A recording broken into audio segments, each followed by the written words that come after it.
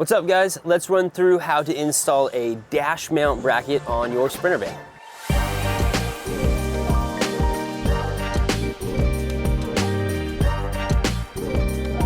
So before you get started, if you want, print out the instructions so you can have those to follow along with as well. Get all your tools out, unbox everything, and get it all laid out so you got a nice clean starting point.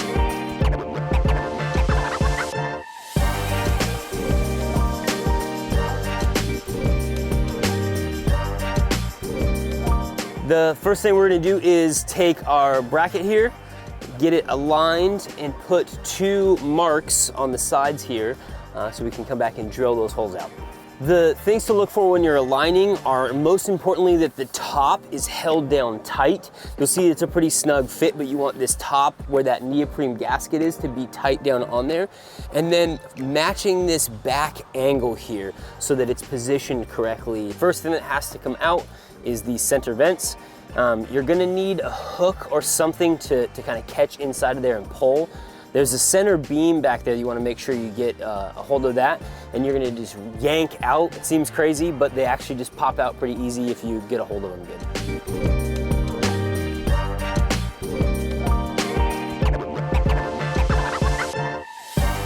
Now we're ready to move that front face of the dash. You could probably just grab the edge of it with your fingers, or if you have a plastic body tool, it kind of helps to get in there and just work your way around and pry it out. Once you pop this thing off, you'll see there's some wires connecting your stereo. You can leave these connected and actually fish this kind of over the top of that, but if you want to disconnect this, we suggest unhooking your main battery, the one under your feet here, just so you don't trip any air codes. But I'm just going to rest this on my knees. We'll pop this section off as well and then kind of feed it back through and set it in place while we drill the holes in this. Again, the body panel tool here is super helpful. Just take your time and go slow to pop the clips out. You can see they're kind of in the corners, and then the ones on the bottom kind of a fin that goes down, so it's helpful to kind of push up on those to get that barb up and over the bottom section. The ones on the side and the bottom have a barb that goes back behind. Something easy to do is take your pick or a flathead screwdriver, and you can kind of pry the head away from the edge, and so they're easier to release. Once the bezel is out, we'll take our drill bit and drill out a clearance hole for those 2 marks that we made earlier.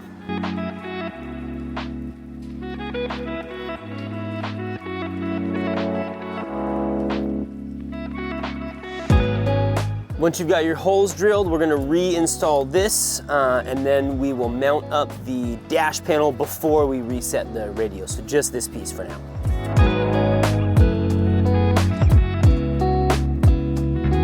Once the bezel's back on, grab your dash mount, set it in place, and get the screws, washers, and nylock pushed through the sides.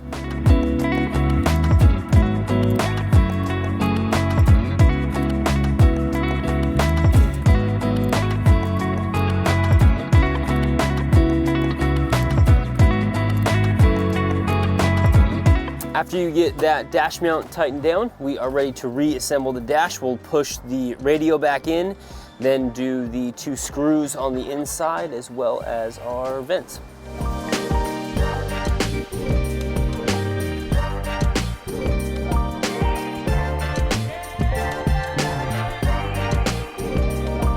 You'll notice on your vents they're kind of angled, but on this top side right there it says top. So just make sure you have that up and push them back in.